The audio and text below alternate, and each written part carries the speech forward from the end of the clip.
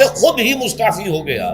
ہمارا کوئی وجود ہے ہی نہیں روحانی وغیرہ. روح کسے کہتے ہیں ہم نہیں جانتے, بس یہ جسم ہے. ہم اللہ کو نہیں جانتے کون ہے کون نہیں ہے. ہوگا. وائس آف اقرا چینل میں خوش آمدید دوستوں. آج ہم پھر سے حاضر ہیں ایک نئی ریئیکشن ویڈیو کے ساتھ. آج کی اس ویڈیو میں ہم دیکھیں گے ڈاکٹر اسرار صاحب کا بہت ہی خوبصورت بیان, جسے سننے کے بعد آپ کی زندگی بدل جائے گی. تو آپ لوگ سے ریکویسٹ ہے ویڈیو کو اینڈ تک دیکھیے, اور ویڈیو پسند آئے تو لائک ضرور کریں. چلیے ویڈیو سٹارٹ کرتے ہیں, دیکھتے ہیں کیا ہے ویڈیو میں. اس حیوان انسان کا وجود زمین سے ہے, مٹی سے پیدا کی, مٹی سے, گارے سے, طین لازب سے, چپچکانے والے گارے سے, وہ جس میں کہ بدبو پیدا ہو جائے. یہ ساری باتیں کہی گئی ہیں, اور سائنس بھی کہتی ہے مٹی سے پیدا ہوئے.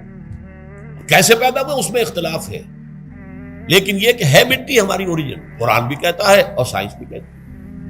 اور ہمارے وجود کو جب وہ تھک جائے, مزمحل ہو جائے, اس کی انرجی کم ہو جائے, تو اس کے لیے جو غذا ہے, جو تقویت ہے, وہ بھی ساری زمین سے آ رہی ہے.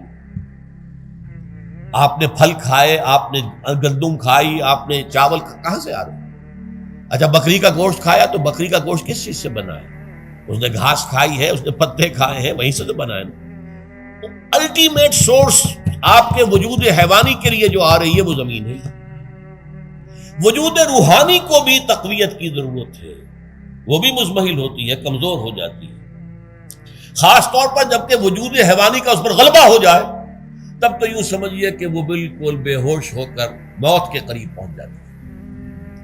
اس کی تقویت, اس کی غذا وہیں سے آئی ہے جہاں سے روح آئی ہے. وہ کلام ربانی ہے, روح ربانی. نفخت فیہ من روحی من روحی من روحی, میں پھونک دوں اس میں اپنی روح میں سے. روح کا تعلق ذات باری تعالیٰ کے ساتھ. اسی طرح کلام ربانی کہاں سے آیا ہے؟ اللہ تعالیٰ کے پاس سے. یہ اس کی تقویت کا ذریعہ ہے. اب عام حالات میں کیا ہوتا ہے, ہمارا یہ وجود حیوانی چھایا ہوا ہے ہمارے وجود کے اوپر. بیچاری روح جو ہے دبی رہتی ہے, پسی رہتی ہے. اگر خدا نے خواستہ ہم گناہ گار بھی ہیں, گناہ پر گناہ کا ارتکاب کر رہے ہیں, تو وہ روح جو ہے وہ قلب کے آئینے شیشے کے اندر ہے. فیہا مصباح المصباح فی زجاجہ الزجاجہ تو کانہا کوکب دری. قلب جو ہے ایک شیشے کے مانند ہے جس کے اندر روح کا چراغ جل رہا ہے.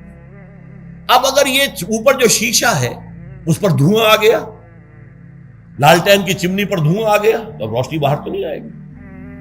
اگر انسان گناہ کرتا ہے تو قلب پر رین, زنگ آ جاتا ہے, یا حضور نے فرمایا ایک داغ لگ جاتا ہے. اور گناہ کرتا ہے اور داغ لگتا ہے, اور گناہ کرتا ہے اور داغ, یہاں تک کہ بالآخر پورا قلب سیاہ ہو جاتا ہے. اب وہ روح اندر بند ہو گئی, وہ دفن ہو گئی. اس کے لیے اب ضروری ہے کہ اب ایک پروگرام ایسا دیا جائے جو ریورس ہو جائے. دن میں روزہ رکھواؤ تاکہ وہ جو اینیمل انسٹنکٹس ہے وہ دبے. تو جب یہ وزن جو ہے اس کے اوپر کم ہوگا تو کچھ سائی آف ریلیف اسے ملے گا. جیسے بے ہوش آدمی پڑا ہے, اسے کوئی ہلکا سا ہوش آ رہا ہے, آپ نے پانی کے کچھ چھینٹے دیے, اس کے بعد آپ نے رات کو کھڑے ہو کر قرآن کے انوار کو اتارا. بارش برس رہی ہے روح انسانی کے اوپر, قلب روحانی, قلب انسانی کے اوپر, جس میں کہ وہ روح جو ہے وہ دفن, وہ زندہ ہوگی اثر نو, ہوش میں آئے گی. اور ہوش میں آئے گی تو دو کام ہوں گے. ایک تو اسے قرآن کی عظمت کا احساس ہوگا, یہ قرآن میری حیات تازہ کا ذریعہ بنا ہے. میں دب گئی تھی, میں پس گئی تھی, میں بے ہوش تھی, میں نیم مردہ تھی. اس قرآن کی بارش نے, یہ ترشح جو ہوا ہے مجھ پر, اس نے مجھے حیات تازہ عطا فرمائی. یہ جو قدر کا احساس ہوگا قرآن کا, لعلکم تشکرون, تاکہ تم قرآن کی عظمت سے واقف ہو. ایک انسان بھوک کی وجہ سے اس کا شوگر لیول اتنا گر گیا کہ بے ہوش پڑا ہوا. اب ظاہر بات ہے کہ آپ اسے کچھ پانی کے چھینٹے دیں گے تو کچھ ہوش میں آئے گا, پھر غذا دیں گے تو اب وہ پوری توانائی پر آئے گا, تو معلوم ہوگا اسے اس غذا کی کیا قدر و قیمت ہے. اگر آپ کو بھوک ہی نہیں لگتی تو غذا بے معنی شے ہے.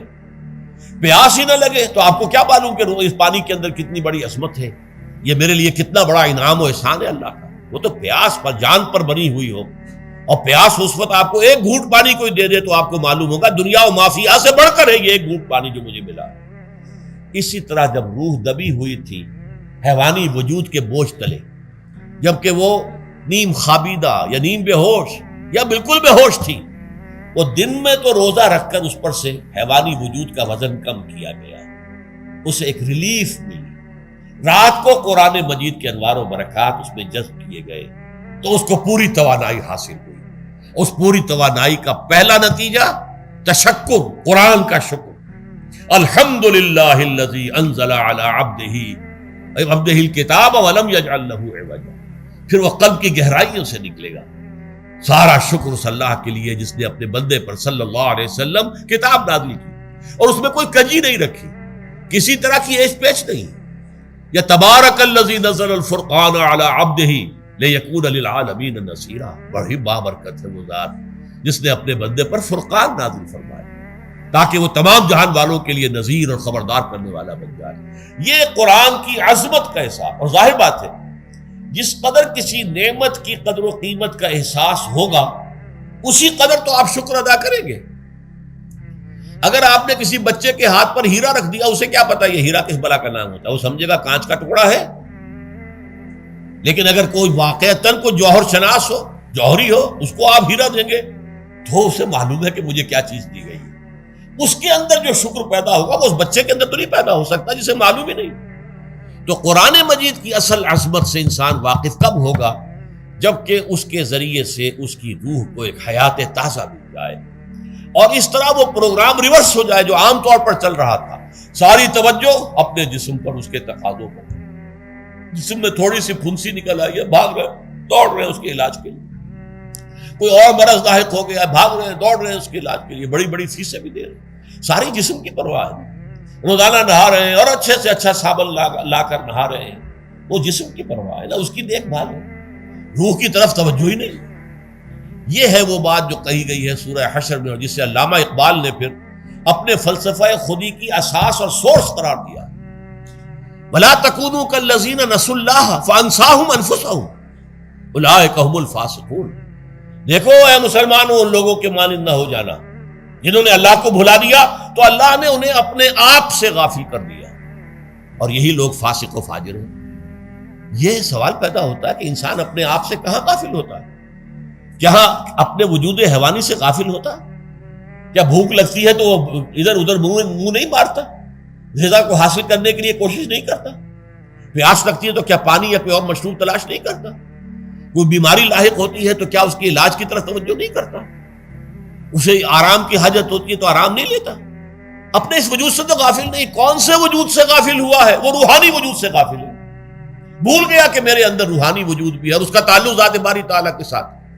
اس نے سمجھا کہ میں بس حیوان ہوں، نرا حیوان ہوں، اپنے اس وجود کی اصل حقیقت ہی سے بے خبر، غافل. چنانچہ آج کے دور کا سب سے بڑا المیہ کیا ہے؟ ڈارون کے نظریے کے جو اثرات پیدا ہوئے ہماری معاشرت پر، ہماری سوچ پر، ہمارے فکر پر، ہمارے فلسفے پر، ہماری سوشولوجی پر، وہ کیا ہے کہ ہم بھی نرے حیوان ہیں. اللہ اللہ خیر سے.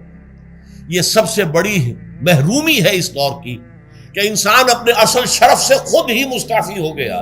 ہمارا کوئی وجود ہے ہی نہیں روحانی وغیرہ. روح کسے کہتے ہیں ہم نہیں جانتے، بس یہ جسم ہے.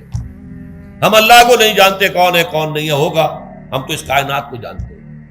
ہم روح سے واقف نہیں، ہم تو اپنے جسم کو واقف. آخرت سے ہم ہمیں کچھ پتہ نہیں، شاید ہو شاید نہ ہو، کچھ پتہ نہیں. لیکن یہ زندگی تو ہے، اسے ہم جانتے ہیں. یہ ہے آج کے انسان کا سب سے بڑا المیہ.